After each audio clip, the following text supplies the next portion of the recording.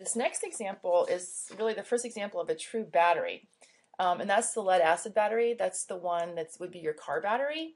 And the reason why a battery is called a battery is because it's a series of electrochemical cells. Anytime you have a series of anything sort of lined up in order, it's called a battery. Like you can have a battery of tanks in an army unit and that sort of a thing. So a battery is really a word that should indicate that you have more than one cell placed in series.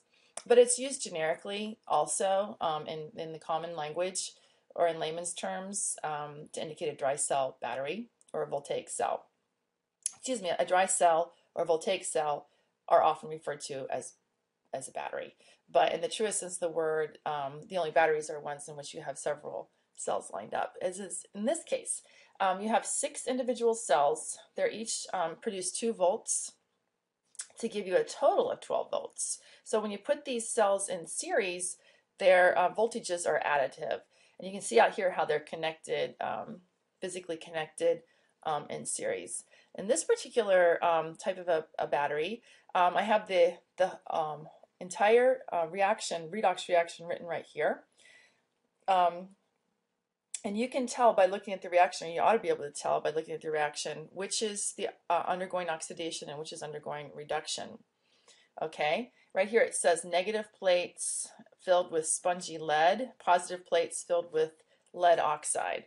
So the negative, remember, what does negative always indicate? Negative indicates the anode, and positive in these types of spontaneous cells indicates the cathode. So from that, you know, the cathode is the side of the reduction and the anode is the side of the oxidation.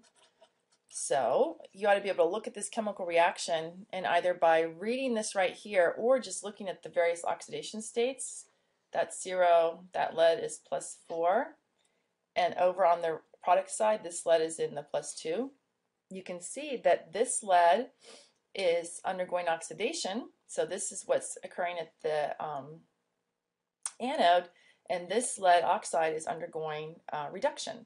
The product of both the oxidation and the reduction is the same. So one lead, there's 2 lead 2 sulfates here, so one of the leads is being oxidized to lead 2, the other lead is being reduced to lead +2. And also notice here in this oxidation reduction reaction, the arrows are pointing in both directions. And what happens, this is the first example of a rechargeable battery.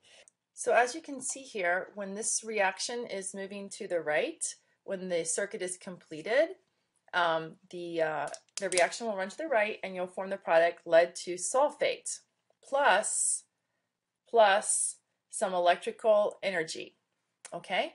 And but this particular lead storage battery is rechargeable. This is the first example of a rechargeable battery. And so what happens is, in this case, if you add energy, electrical energy, to the system, you will drive the reaction in the opposite direction. And this is really important. This is why or how rechargeable batteries work. Regular batteries, they run out, they run down, they stop working, they die when they either run out of reactant or the reactant concentrations become very, very low and the reaction can't be sustained. So that's why we have to throw batteries away, or we say batteries go dead.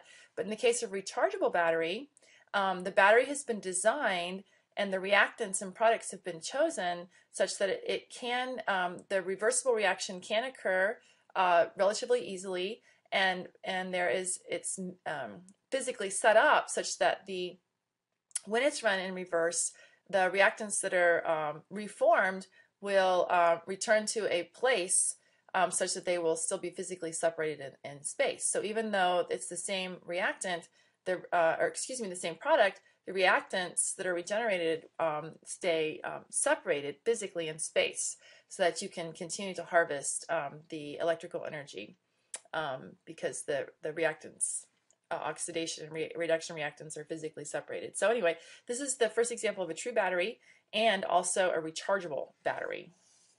Okay.